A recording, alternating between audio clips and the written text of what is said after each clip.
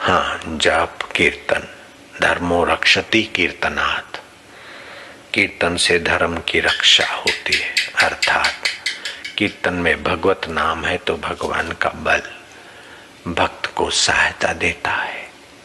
लेकिन भक्त सहायता हजम करने की भी योग्यता और शास्त्र की रीति से अथवा अंतर्यामी परमात्मा या इष्ट की प्रीति से भक्त को जो प्रेरणा मिले उस सत्कर्म में अडिग रहे।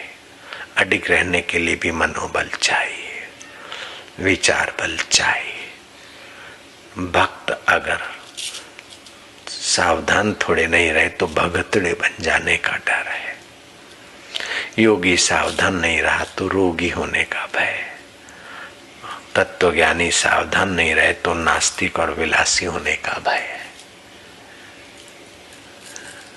ज्ञान मार्ग से जाने वालों के लिए सब ब्रह्म है, जो भी खाओ सब कुछ, ऐसा करो ऐसा करो, कोई बात नहीं। तो इस प्रकार का भय है। ब्रह्म ज्ञान सुन लिया और ब्रह्म सुख तो पाया नहीं, विषय विकारों में डूब गए। एक खतरा है ज्ञान मार्गियों को। योग मार्गियों को योग से सिद्धियां आती और ऐसा करना चाहिए ऐसा करना चाहिए और मनमाना करने लग गए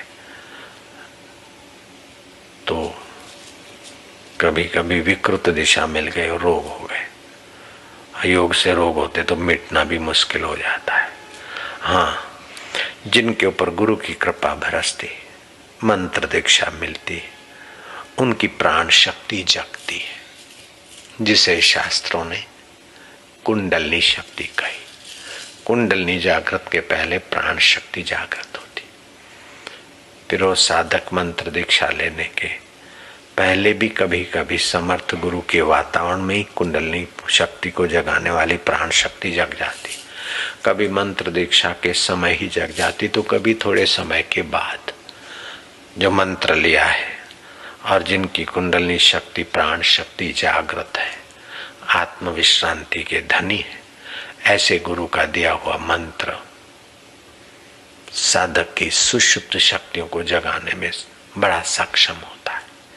जैसे केबल कितनी भी मोटी हो, तुम्हारे घर में लाइट पंखे आदि में जान नहीं आएगी अगर वो केबल पतला भी हो, पावर हाउस से जुड़ा है तो फिर तुम्हारे घर के साधनों में जान आ जाएगी।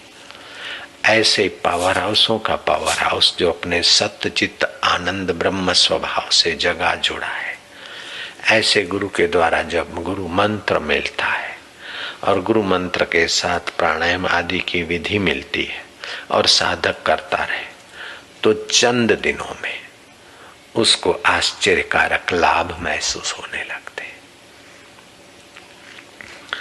जो नहीं बोलते थे, बात नहीं करते या जो बॉस धमकाते थे, वे अब प्रेम से बात करने लगे। जहां विफलता है मुंह फाड़े बैठी थी वहां मुंह बंद किया और सफलताओं के श्री गणेश हो रहे।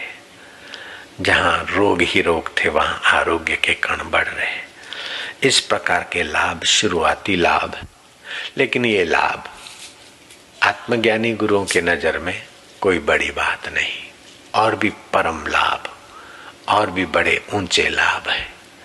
साधक नियम करता जाए, गुरु के संकेतों को समझता जाए तो साधक एक ऐसी ऊंचाई को छूता है कि जहां कृष्ण है वहां तुम, जहां राम है वहां तुम, जहां शिव है वहां तुम हो, ऐसा तुमको अनुभव हो जाएगा। इतनी ऊंचाइयां हैं। उसके पहले कई अनुभूतियां होती।